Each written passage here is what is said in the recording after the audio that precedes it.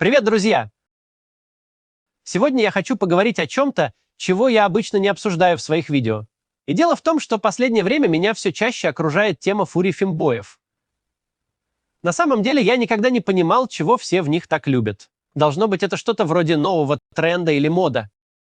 Но на самом деле быть фембоем — это не просто одежда и макияж. Нет, я никогда не считал себя экспертом в этой вселенной, но что-то в этих котиках-мальчиках меня притягивает. Может быть, это их грациозность и мягкость в движениях. Или, может быть, это их ушки и хвостик. Честно говоря, я не знаю, что это, но я не могу устоять перед их очарованием. Когда я впервые увидел фембоев, я немного смутился и не знал, как на них реагировать. Но каждый раз, когда я пробовал их коснуться или погладить за ушком, у меня всегда были положительные эмоции. Это было просто волшебно. Теперь я понимаю, о чем все говорят, когда хвалят этих прекрасных существ.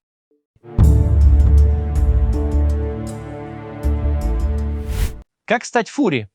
На самом деле это несложно. Кошачьи ушки ты можешь заказать в интернете или даже сделать сам, в конце концов. Это не какая-то редкость. А хвостик можно даже связать из веревки или взять готовую деталь. Кстати, знаете, что самое главное в фури? Самое главное в фури — это полное погружение в этот мир.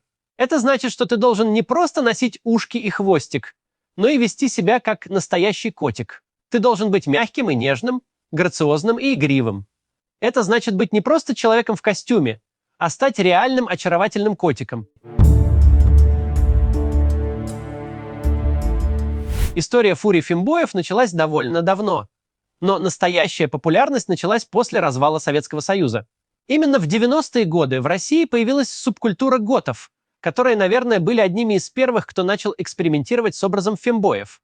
На самом деле готы были очень интересными и смелыми молодыми людьми. Они были первыми, кто начал открыто демонстрировать свою индивидуальность и экспериментировать с внешностью. Один из готов даже оделся в костюм кошечки на свой выпускной и стал звездой вечера.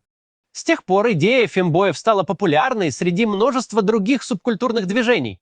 На Западе они стали частью контркультуры, в Японии же они стали частью популярной культуры. Фембои стали частью многих подкультур, начиная от готов и заканчивая йойщиками.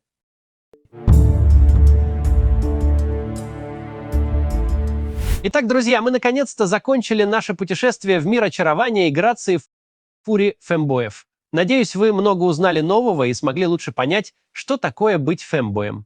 А если вы все еще думаете, что это всего лишь модное причудо современности, то я предлагаю просто погладить их за ушком, и все сразу станет ясно.